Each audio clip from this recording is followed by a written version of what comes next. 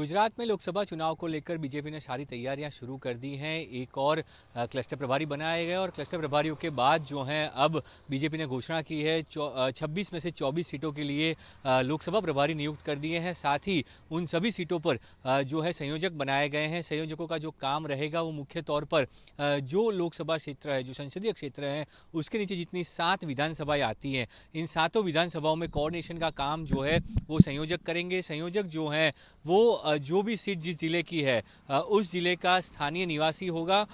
उस तरह से जो है उन सबको नियुक्ति की गई है। पर जो मुख्य नियुक्ति है वो है लोकसभा प्रभारियों की, जिनके सर पे जो है बड़ी जिम्मेदारी रहती है। लोकसभा चुनाव की सारी जिम्मेदारी ये प्रभारियों के सर पे रहती है। चुनावी प्रक्रिया तक सभी चीज़ों का ध्यान, सभी चीज़ों का नोटिंग और सभी चीज़ों की रणनीति तय करने का काम इन प्रभारियों का होता है। प्रभारियों को जो है अब अपने संसदीय क्षेत्र में जाना होगा, वहां जाकर उनको सारी तैयारियां करनी होगी। मीटिंगों का दौर चलेगा, स्थानीय संगठन के साथ बैठक हो या फिर अलग अलग मोर्चों के साथ बैठक हो, जो भी सारी चुनावी रणनीति की बैठक है वो सभी बैठक ये लोकसभा प्रभारी करेंगे। साथ ही उनको क्लस्टर प्रभारी, क्योंकि हर 3 लोकसभा पे एक प्रभारी बनाया गया है क्लस्टर प्रभारी, तो क्लस्टर प्रभारी को जो है वो रिपोर्ट देना होता है जो लोकसभा सीट के इंचार्ज या तो प्रभारी हैं उनको। तो जो 2 सीटें बाकी रखी हैं भाजपा ने, सूरत और गांधीनगर, इन 2 लोकसभा सीटों को छोड़कर बाकी सभी 24 सीटों के लिए लोकसभा प्रभारियों की घोषणा की गई है, जिसमें कई पुराने चेहरे हैं, कुछ विधायक जो हैं वर्तमान उनको जगह दी गई है, उनको लोकसभा सीटों का इंचार्ज बनाया गया है, वो लोकसभा सीटों के प्रभारी रहेंगे। साथ ही जो पूर्व मंत्री थे, पिछली सरकार में मंत्री रह चुके हैं, अर्जुन सिंह चौहान, ऐसे चेहरों को जो है पूर्व मंत्री रहे हुए किरीट सिंह राणा हो या फिर अर्जुन सिंह चौहान हो, ऐसे चेहरों को भी जो है वो लोकसभा सीट की जिम्मेदारी दी गई है। वो लोकसभा सीट के प्रभारी बने हैं और उसके बाद जो है संयोजक बनाए गए हैं। आमतौर पर बीजेपी की रणनीति रही है कि हर एक लोकसभा सीट के लिए एक प्रभारी रहता है और 2 सह प्रभारी नियुक्त किए जाते हैं और साथ ही जो है संयोजक बनाए जाते हैं जो पूरा कोऑर्डिनेशन करते हैं। इस बार 24 सीटों के लिए घोषणा कर दी गई है। पार्टी पूरी तरह से चुनावी मोड में आ चुकी है। अब जो है आने वाले दिनों में इन सभी की मीटिंगें होंगी और बैठक में आगे की रणनीति तय की जाएगी। जो सबसे महत्व का एजेंडा है, बीजेपी चाहती है गुजरात के अंदर सभी 26 की 26 सीटें लगातार तीसरी बार जीतने का जो है वो लक्ष्य रखा गया है। हैट्रिक करने का लक्ष्य है और वो हैट्रिक ऐसी वैसी नहीं, 5 लाख वोटों की लीड हर सीट पे आए, ऐसी रणनीति के साथ बीजेपी आगे बढ़ना चाह रही है और इसीलिए पूरा जोर लगाया जा रहा है। भाजपा अध्यक्ष CR पाटिल ने सबको कहा है कि हर एक बूथ, जो भी बूथ है वो बूथ प्लस में होना चाहिए, हर एक बूथ पे बीजेपी को लीड मिले। लोकसभा का एक भी बूथ ऐसा नहीं रहे कि जहां पे बीजेपी को लीड ना मिली हो। ये लक्ष्य भाजपा के प्रदेश अध्यक्ष CR पाटिल ने तय किया है।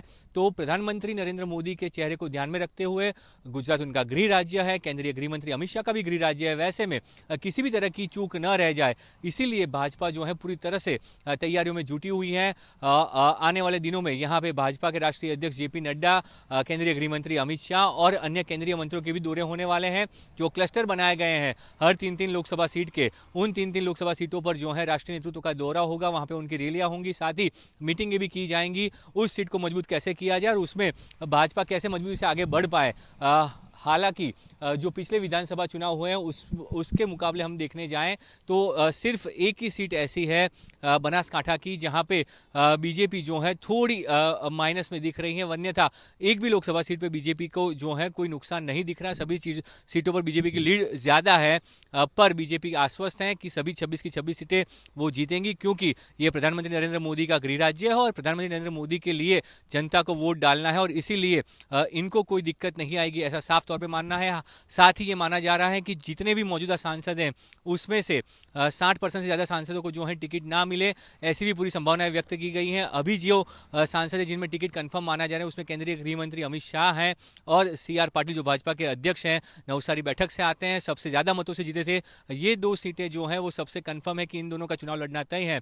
इसके अलावा किसी को भी जो है वो नाम तय नहीं माना जा रहा। हालांकि 5 से 6 नाम ऐसे हैं कि जिनको टिकट मिलेगा। सबको यहाँ पे नो रिपीट नहीं किया जाएगा, पर कुछ ऐसे चेहरे हैं जिनको बदला जाएगा, वो भी तय माना जा रहा है। काफी ऐसी सीटें हैं जहां पे बीजेपी बदलाव करेगी। साथ ही कुछ नेता जो राज्यसभा में थे उनको भी लोकसभा में यहाँ पे लड़ाया जाए, ऐसी बातें सामने आ रही हैं। तो पूरी तरह से बीजेपी ने रणनीति तैयार कर ली है। अब राष्ट्रीय नेतृत्व का यहाँ पे दौरा होगा और साथ ही जो है जनसभाएं की जाएंगी, राष्ट्रीय नेतृत्व जनसभा करेगा और बूथ तक सभी लोग मजबूती से काम करें, ऐसी पूरी ब्लूप्रिंट तैयार कर दी है बीजेपी के द्वारा। पूरी तैयारियां की जा चुकी हैं।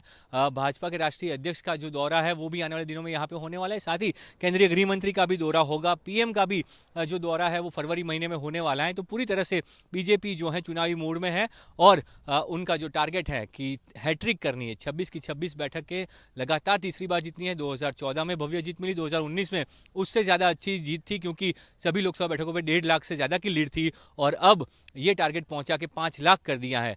सभी लोकसभा सीटों पर 5 लाख लीड कैसे आए उसके लिए बीजेपी का कार्यकर्ता मेहनत करे, ये रणनीति बीजेपी ने तय की है और 30 जनवरी का समय डिसाइड किया गया जब तक सभी लोकसभा क्षेत्रों में जो है वो संसदीय कार्यालय खोल दिए जाएंगे ताकि बीजेपी जो है पूरी तरह से चुनावी मोड में आ जाए और कार्यकर्ता भी जो है चुनाव के कामों में लग जाए। तो बीजेपी ने फिलहाल प्रभारियों की घोषणा की है और अब इंतजार किया जा रहा है कि कब राष्ट्रीय नेतृत्व की दौरा होगा और उसके साथ ही बीजेपी जो है पूरी तरह से चुनावी मोड में नजर आ जाएगी और अपने टारगेट की ओर आगे बढ़ेगी।